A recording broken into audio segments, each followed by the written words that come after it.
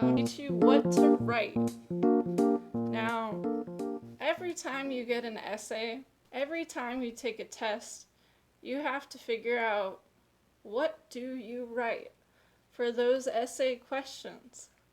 Well, I'm here to tell you how to figure out what to write. Here's 3 strategies for writing. Some people call this brainstorming. That's just a fancy name. It's really about creating ideas. These strategies are very important. They're useful. They're going to help you get rid of ideas that are bad before you wrote 2 paragraphs about it. It's going to help you make decisions about your writing. Who are you writing it to? What tone do you want your essay or your paragraph to have? How do you want it to be organized? And also, it's going to help you when you don't have an opinion on an idea. When you don't have an opinion on a topic, it can be really difficult to just start writing a paragraph. When you don't know anything about the topic, or you don't care about the topic, it's very difficult to write 5 paragraphs on something you don't know about or something you don't care about. And it happens all the time. So these strategies will help you to pull ideas out of thin air, or these strategies will help you generate ideas without having an opinion on a topic. It's called free writing. Now, it doesn't mean that the writing is free or that someone's going to write your paper for you.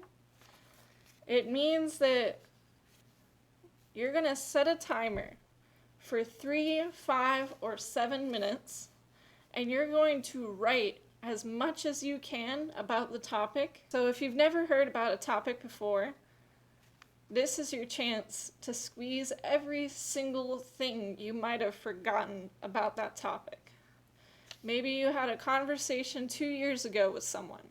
Maybe you read an article last week on Reddit about the topic. You're going to try to remember everything you know about the topic and give as much detail as possible. As you write, don't worry about spelling or grammar. This is just to help you come up with ideas. Once you have the ideas, then you can focus on the grammar when you're writing your paragraph or your essay. Let's go ahead and practice free writing.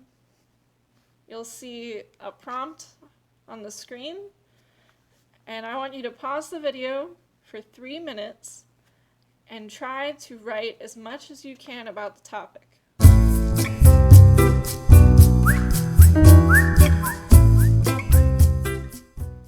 Okay, after you're done writing, you might have noticed that you knew more about that topic than you thought. You have some good ideas, and now you can choose 2 or 3 of them to focus your writing on. This is what free writing is about, and this is going to help you write better essays. For strategy 2 is called clustering. Cluster sounds really gross, like pecan cluster or a cluster grenade, but it has nothing to do with that. It's just a group of ideas that they all have a relationship with each other. So what you're going to do is you're going to write your main idea in the middle of a piece of paper or in the middle of a space on your sheet of paper. When you have your main idea written down, it's just 1 or 2 words, not a whole sentence. Then you're going to draw little sticks to connect to other ideas related to your main idea. So when you connect the larger main idea to these smaller ideas, this is a good way to come up with your 3 supporting ideas for your main idea, or to come up with examples. You can have as many ideas connected to each other as you want, and you can come back to this if you need an extra paragraph idea, or let's say you come up with 5 different supporting ideas around your main idea. Now you have the luxury of choice. You can choose your 3 strongest points and use those in your essay. Alright, let's practice clustering. Go ahead, read the prompt on the screen. You can pause as well. When you're finished, you can come back.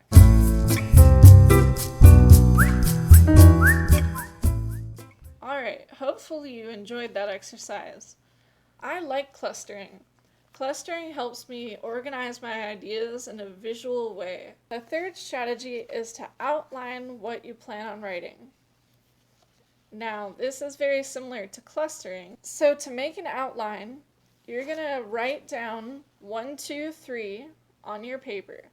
You're going to write your main idea above number 1, and then you're going to write 3 supporting ideas underneath that title. So you're going to write 3 ideas for your main idea with 1, 2, 3. If you want to use bullet points, you can. If you want to use A, B, C instead, that's great too. Remember, this is not a formal outline. You do not have to use complete sentences or correct spelling or correct grammar. Just make sure your ideas are specific enough that you can develop them later on. Let's practice. Go ahead and read the prompt and write down 1, 2, 3 on your paper.